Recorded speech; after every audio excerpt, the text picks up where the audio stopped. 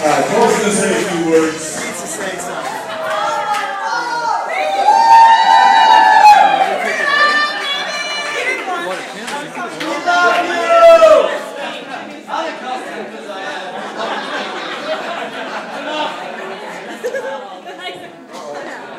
Just 60 seconds.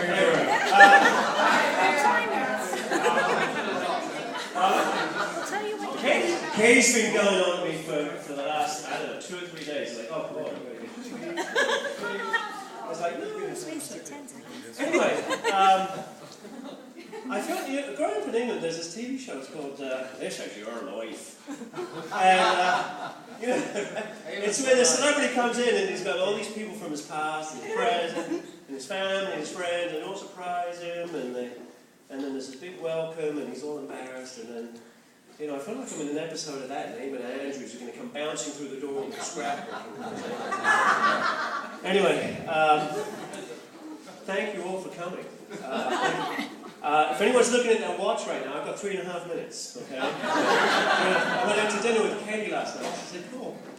She said, give your speech. I said, what are you talking about? She said, yeah, you got to give a speech. I said, no, I don't. I said, it's just a toast. No, you give a speech. It's from an artist. Well, all right, you don't have to give a whole... I said, 3.5 minutes here, 3.5 minutes. Okay. All right, so anyway, the whole 50 thing, we've got to talk about this, the midlife crisis thing, guys are supposed to do this whole thing with the fast cars and the young women, and they're shaving their ear hairs, and actually, let me indulge me one second. While I'm on the fast car stuff and the loose women. Favorite quote of mine, all-time favorite quote, George Best. He was this soccer icon from Ireland, and he was the original bad boy of sports, and he made this fortune, and then he just blew it even quicker. And he was interviewed, and he said, I spent just about all my money on fast cars and loose women and booze. And the rest of the money I just squandered. I'm here all week, by the way. No, I have my dreams upstairs. I'm here all week. But back to my midlife crisis. So, well, you all know, a year and a half ago,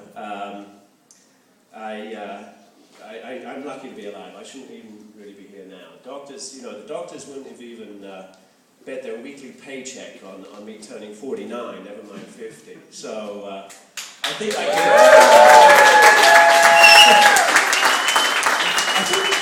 I think that gives me a little bit more peace of mind about turning this whole big 50 thing. It's a big scary thing, but having gone through that, I think it's a little bit easier. And then, as for the cars and the younger women thing, my daughter Emma, she's over there. She wants me to have this zippy car, But I think that's kind of for selfish reasons more than for her dad. Only because I'll get the old car. And then, for the younger woman thing, I have a young woman. My wife Katie,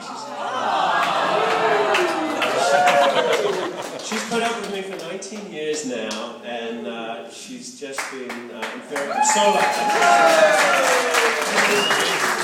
I wouldn't be here now without Katie. He wouldn't. I wouldn't. 911. I think I'm okay. Just warm. So I'm very lucky, especially after looking after me through sickness and health, and there was a lot of sickness. So, and then finally, a big thank you to all my friends. I got. I did have 4 different sections of friends. Well, I think my soccer friend left, but there's more than one. So I got my Norfolk neighbours.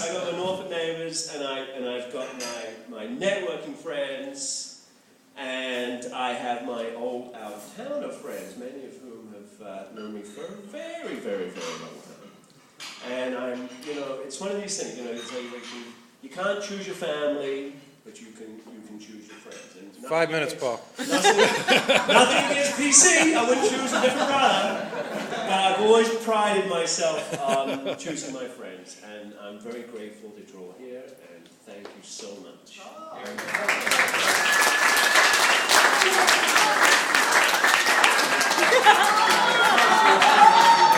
I won't do that. I'm going to cut mine talk down a lot, but I've known Paul longer than him. 50 years I've known him since he was a swaddling little baby, and since he grew up and he went to college and terrorized people that happened to be in front of him in the queue in the bank by catching their names and phoning them up later and saying, "Oh, this is Mr. Swarbrick, the bank manager, calling about problem with your account," and not being on live radio when that would happen or anything. So he's...